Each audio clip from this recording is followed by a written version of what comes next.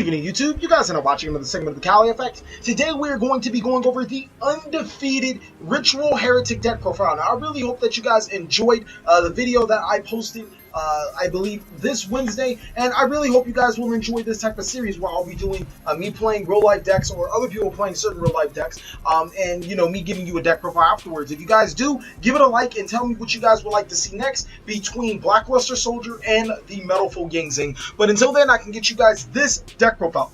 Now, we're going to go start off with 3 copies of Tefnuit, and I hated this card, mainly because if I won the dice roll, which I did more often than not, I elected to go first, and opening this card obviously meant that I had to find some other way to tribute it to gain its effect. It is one of the only level 6 Heretic monsters that gain its effect off of Tributed, so I had to run a mandatory copy of 3. Sue is a little different. You can special summon it by tributing a Heretic monster, and then you can destroy spells and traps by tributing another Heretic monster from your hand or field. This card, if you could resolve its second effect, made it extremely nutty and helped you make some really good boards. And then on top of that, you could always just tribute your Heretic monster, special summon him, activate the tribute to your Heretic monster, special summon a Labrador Dragon, and then go from there. So that was also pretty awesome. 3 copy of Heretic Dragon E set. This is obviously the #1 Heretic in this deck, and I'm gonna give you a couple reasons why. It is a normal summonable Heretic monster, so more often than not, I can normal summon it, and then I can special summon Sue. If I have the Brilliant Fusion route, I can Brilliant Fusion, go to Seraph Knight, normal summon S-Set, then Tribute Summon it for the Tefnuit, and then gain E-Set's effect. It can also make itself 6 by targeting another Heretic monster, and it becomes that monster's level, which the only Heretic monsters we play are level 6, so it's a really good in that aspect. I really like the card. Best Heretic card in the deck right now. Next is 2 copy of Nefthit. During the tournament, I ran 1 copy of Nefthit, and instead of that, I ran Level Eater, which I completely hate this card. Now, if you guys are big-time fans of the Cali Effect, you guys remember, I think I played a deck, I forgot what I called it. I think I called it Spider-Man or something like that. Basically, you would get Labradorite Dragon in the graveyard, you would special summon it again, you eat the Labradorite Dragon with Level Eater, and then you make the Underground Arachnate. I ran that concept inside of this deck, but it just was not worth it. I think in the last round, I opened the Level Eater, which almost cost me to lose the game. So for consistency issues, I don't run stuff like that. I don't run a Destiny Draw engine, which, like I said, they're pretty nice cards and everything, but it doesn't help with the consistency, so I just opted against it. Instead, I'm going to be running the Heretic Dragon Nefthit. It's a level 5. I can special summon it by tributing a Heretic, so it was okay in my book. Next is 3 copy of Manju of 10,000 Hands. Typically, when I open one of my ritual cards, so if I open Dark Dragon Ritual, I have no way to search it because pre-prep must search the 2. So Manju really comes in hand with that. Also, with the Brilliant Fusion, if I don't have pre-prep, I can summon 2 Manjus and gain their effects, and then I'll have even Tribute Fodder. On top of that, I'll also have the ritual cards that I need to ritual summon. 2 copy of Galaxy Soldier. In the build that I went undefeated, I was running 2 copies of Galaxy Soldier and a Galaxy Wizard. I will never run Galaxy Wizard in this build ever again, mainly because I can only gain the effect of him summoning Tribute himself to search Galaxy Soldier, which is nice if you open Brilliant Fusion, but other than that, it's not worth the waste of a summon. Sometimes you'll even dead hand them. Galaxy Soldier is really good, lets me make Infinity. I've made Infinity quite a few times throughout that tournament, and Brilliant Fusion Infinity was awesome. Even Brilliant Fusion, and if I couldn't even summon Infinity, just being able to summon Galaxy Soldier to Exceed summon with it on top of the Seraph Knight was pretty good to make Durandal. Ultimately, I probably would run 3 Galaxy Soldiers. Next is 2 copies of Saphira. Saphira is awesome. The level 6 ritual monster gifted from the heavens. There were times I actually ritual summoned her and then gained the effect to either discard a card from an opponent's hand or draw 2 cards and discard 1 card, or even add a light monster. So easily the best the second best ritual card in the deck, but still a really good ritual card to play. 1 copy of Paladin of Dark Dragon. This card sets me up with Red Eyes Darkness Metal on the field, so I can make Zolmea Red Eyes Darkness Metal, so it's awesome. The mandatory copy of Jin Knight Leslie. I could run Jin Knight Leslie and the Garnet and probably get rid of it, or get away with it. I probably could run the 2 Leslies, but I think only 1 Leslie is fine. If you dead hand it, then I mean you're gonna lose. I'm sorry, that's just how it is. Durandal is a card, but you're probably gonna lose. 1 copy of Red Eyes Darkness Metal Dragon. Card's awesome. Reason why the deck is actually played, it sets up a lot of plays. Curse of Dragon. I was actually running 2 Labrador Dragons. I cut it before the tournament in Curse of Dragon, and Curse of Dragon is awesome. Lets you make those great Ring 5 plays. 1 copy of Labrador Dragon.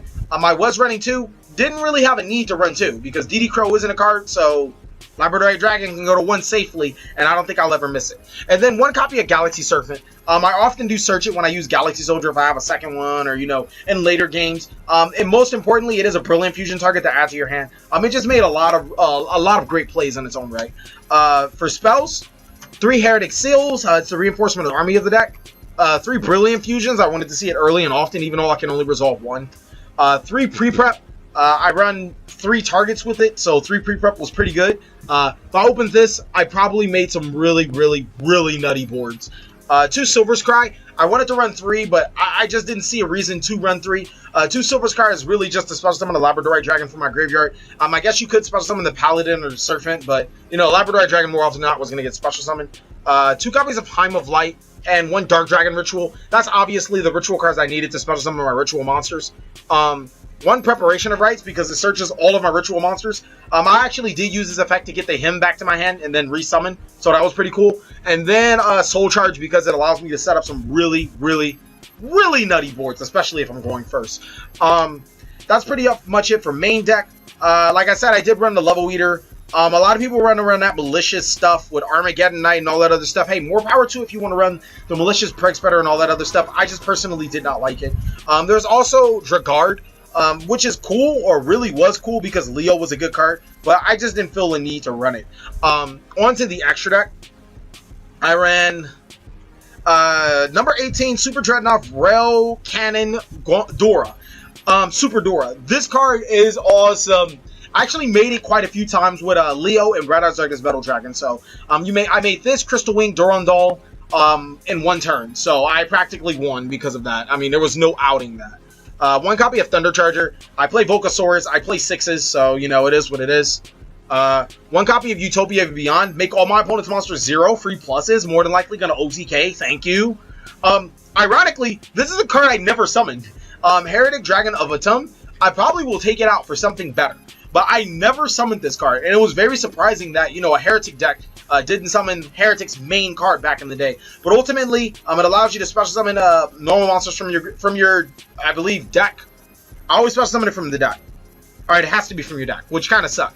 It lets you summon dragon monsters from your deck. So you used to summon it to Red Eyes Darkness Metal. I might still run it to summon the Red Eyes Darkness Metal, and then I can always make the Leo and still make the Gendora and then Gaia Charger. So, like, I probably wouldn't cut it, but I just never used it. It surprised me. 1 copy of Ptolemy M7, the MVP of the deck. This card is amazing. I never thought that I would make him that much. The Infinity and the Nova, for obvious reasons. I run the Galaxy Soldiers.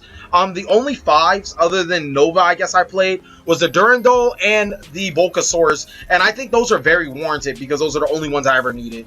For Synchros, Stardust Spark Dragon, I actually was running, like I said, I ran the card. You know what card I'm talking about, guys. Where is it? The Underground Arachnid, which was awesome. And then I realized that a lot of the games I lost to board wipes. Like, I think 3 of the 4 games, because I think I lost almost every game too, I lost to a board wipe. So Stardust Spark Dragon was very warranted, especially since I can make it when I go off with my Brilliant Fusion combo and I have Seraph Knight in hand and the extra Heretic. Okay, these weren't cards that I ran. Those are cards I wanted to talk about. 1 Scarlet Red card actually won me the game. Just summoning it, inflicting all that massive amount of damage. Just a really good card.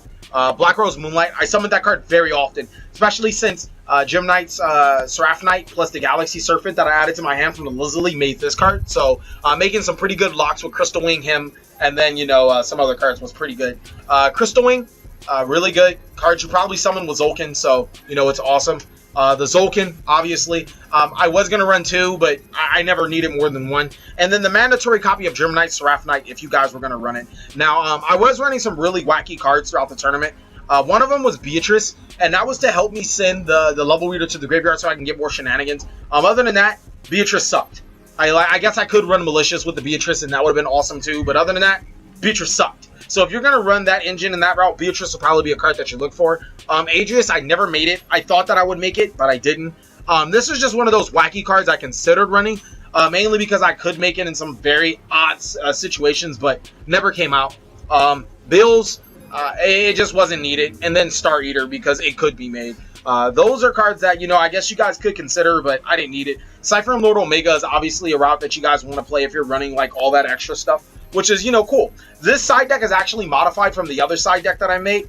The side deck that I used in the tournament, I threw it together. It was like 3 Forbidden Lance, 3 Mystical Space Typhoons, 3 Maxi, 3 Effect Veiler. Like, it was just a whole bunch of 3-0 stuff that I could just find, and then the Solemn Trinity. But 2 copies of Interrupted Slumber. So you guys are going to know what's going to come after Interrupted Slumber. I'm going to run 2 Gamma Seals, 1 Gadarla, and then 1 Kamungus, whatever, the Kaiju engine.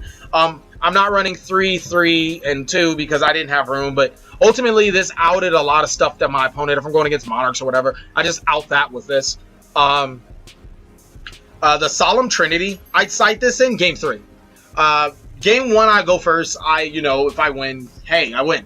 Game 2, if I lose, Game 3, I cite this in. Because there was a point in time where I made Infinity and set the warning, and that just, like, completely won the game. The opponent had no other plays. It's just a really good card, especially it sets off my Ultimate Azulkins. There was actually often that I cited out the Brilliant Fusion engine. Like, almost every Game 2, I would cite that out, and then I would cite out what I would cite in because I was going second. I would cite in the Solemn Strikes and other things. Like I said, it's a lot of complex side decking theory, which is the reason why, you know, good players win a lot of games, is because of complex side decking theories. Mystical Space Typhoon, there's actually a card I really want to talk about since it's 14 sideboard cards in here, and that is, where is it? I can't find it. Oh, I don't think I can find, oh, here it is. Wing Beat of the Giant Dragon.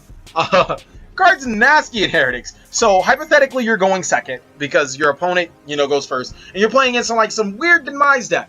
They're going to set all their 5 back row on pass turn. You're going to summon your Tefnuit. They're going to make, for you to make that XE play or whatever, you wing beat them, you destroy all their back row, and then you summon your Tefnuit again, and then you're going to win the game from there on out. It would be the card that I would sideboard if this is 14 cards. I'm pretty sure that would be my 15. And then the 3 copies of Maxi for when I win game 1, and they force me to go second. So, to be honest with you guys, hypothetically, if I'm going second, it'd be the Brilliant Fusion out, which is 8 cards. In would be the Maxis, so 3. I forgot how it went. It was 3, 4, 5, because I know they'd side in back row. Maybe 6, 7, 8. There we go. It'd be something like that I would side in against them. Or even when I did run Effect Veilers would be in. And then when I went first, I would side all that out because it's practically useless. Except for the Typhoons, they're actually interesting. And I'd go 3, 6, and I'd side back in the Galaxy Soldiers. So, yeah, that, I mean, it's pretty nasty what you would do with this deck. Sideboard theory, I feel like you should always have a solid sideboard theory. If you don't, you're probably just going to go in there and lose games because you didn't prepare properly. Well, thank you guys so much for watching another segment of the TheCaliEffect's. If you guys really liked this thing going on, I really want you guys to pick between the Black Luster Soldier deck and the Metal Foe Ying Zings, and go ahead and tell me which one you guys want me to play. You'll get that video as soon as possible. Thank you guys so much for watching. Please like, comment, subscribe, but most of all, enjoy.